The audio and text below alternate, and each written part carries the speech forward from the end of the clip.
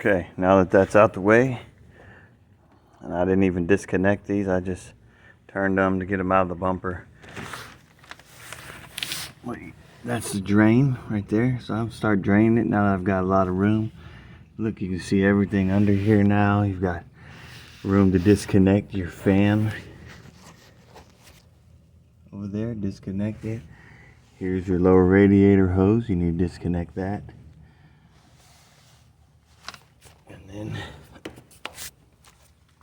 you have this bolt here, these two here,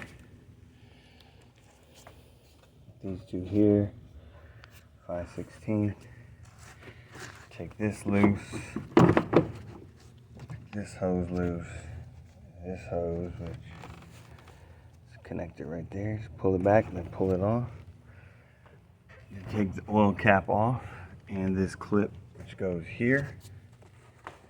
This just gives us more room. Look at that. Look how much better that looks now.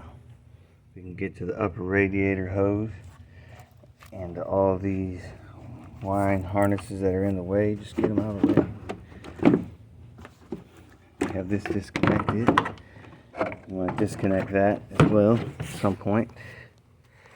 Clip right there.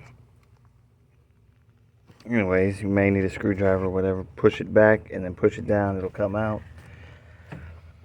So do that. And we need to get this fan out. See, there's a couple of bolts holding it in. But we'll get to that in a second.